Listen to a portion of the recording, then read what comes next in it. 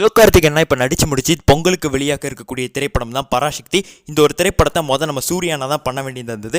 அந்த ஒரு திரைப்படத்துக்கு சூர்யா பாட்டின்னு பேரிட்டு அதுக்கப்புறம் புறநானூறுன்னு சொல்லி டைட்டில்லாம் அனௌன்ஸ் பண்ணியிருந்தாங்க. அதுக்கப்புறம் நம்ம சூர்யானா இந்த ஒரு படத்தை நடிக்காமல் இந்த ஒரு படம் ட்ராப் ஆயிடுச்சு. அதுக்கடுத்து அவங்க சிவகார்த்திகேயன் வச்சு பண்ணியிருந்தாங்க. ஸோ இதில் நம்ம சூர்யானா ஏன் இந்த புறநானூறு படத்தை ட்ராப் பண்ணார் இப்படிங்கிற ஒரு விஷயம் ரொம்ப மர்மமாக போயிட்டு இருந்தது. அந்த ஒரு மர்மத்துக்கு முற்றுப்புள்ளி வைக்கிற மணிக்கு அந்த படத்தோட டேரக்டர்னா சுதா கவுந்தர் நேற்று இன்டர்வியூவில் அதுக்கான பதில் தெரிவிச்சிருக்காங்க. அதை பற்றி தான் பேச போகிறோம். ஸோ ஃபஸ்ட்டு தான் இந்த ஒரு கதையை அவங்க ப்ரிப்பேர் பண்ணியிருக்காங்க. ஒரு ஒன்லைன் ப்ரிப்பேர் பண்ணிட்டு அவங்க எந்தாவது ஒரு ஹீரோட சொல்லணும்னு நினச்சிருக்காங்க. அந்நேரம் அவங்களுக்கு தெரிஞ்ச ஒரே ஹீரோ சூர்யா தான். ஸோ சூர்யா அண்ணனுக்கே இந்த ஒரு கதையை சொன்னாங்க. சூர்யா அண்ணனுக்கு இந்த கதை ரொம்ப பிடிச்சிருந்து இந்த ஒரு கதையை டெவலப் பண்ணுங்கன்னு சொல்லிட்டாங்க. ஸோ இந்த ஒரு கதையை பேசிகிட்டு இருக்கிற டைம் கோவிட் பீரியடில் உங்களுக்கே தெரியும். இந்த மாதிரி ஹிஸ்ட்ரி கதைக்கு நம்ம புக்ஸ் எல்லாம் எடுத்து பார்த்து நம்ம கதை ரெடி பண்ணோம்.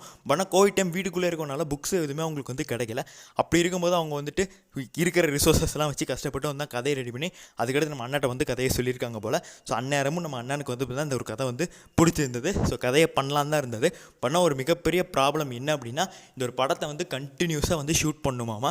நம்ம அண்ணனுக்கு கண்டினியூஸாக ஷூட் பண்ணுறதுக்குலாம் நேரம் இருக்காது. ஏன்னா நம்ம அண்ணன் நிறையா ப்ராஜெக்ட் சைன் பண்ணியிருக்காரு, ஒரு பிஸியான ஆக்டர்.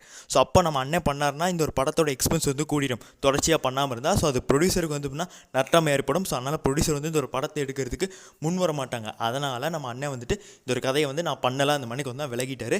இது முழுக்க சுதா கவுந்தர் மேமோடைய நல்லதுக்காகவும் அந்த ஒரு கதை வெற்றி அடையணும் அப்படிங்கிறதுக்காக தான். இந்த ஒரு கதை வெற்றி கதை நான் தான் பண்ணுவேன் அப்படின்னு சொல்லி அவர் நிறுத்திடல. அந்த விட்டு விலகி அந்த கதை நல்லாயிருக்கும், அந்த டேரக்டர் நல்லா இருக்கும்னு நினச்சிருக்காரு.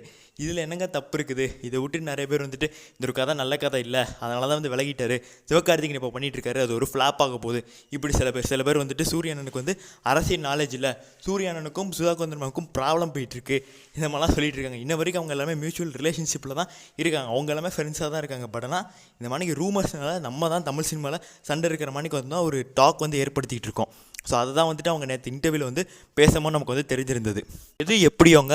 பட் ஆனால் நம்ம சூர்யானா ஒரு வெற்றி கதையாகவே இருந்தாலும் அதை விட்டு கொடுக்கணுங்கிற அந்த ஒரு மனசு பார்த்தா மேக்ஸிமம் யாருக்குமே வராது. ஸோ இதை நம்ம பாராட்டணும். இன்னொன்று எனக்கு ரொம்ப எமோஷனல் இருந்தது. அவங்க சொன்ன ஒரு டைலாக், அந்நேரம் எனக்கு எந்த ஹீரோவும் தெரியாது, சூர்யா மட்டும் தான். அப்போ சூர்யா நான் அவர்கிட்ட தான் போனேன் அந்த மாதிரி சொல்லியிருந்தாங்க. ஸோ அப்படிப்பட்டவங்களாம் அவர் விட்டுட்டாரே அப்படின்னு நினைக்கும் போது ஒரு சைடு ஃபீலிங்காகவும் இருக்குது. இன்னொரு சைடு அவங்க நல்லதுக்கு தான் விட்டுருக்காருன்னு நினைக்கும் போது ஹேண்ட்ஸ் ஆஃப் பண்ணணும்னு தோணுது. உங்களுக்கு எப்படி தோணுது அப்படின்ற கமெண்ட்ஸில் பதிவு பண்ணுங்கள். நன்றி, வணக்கம்.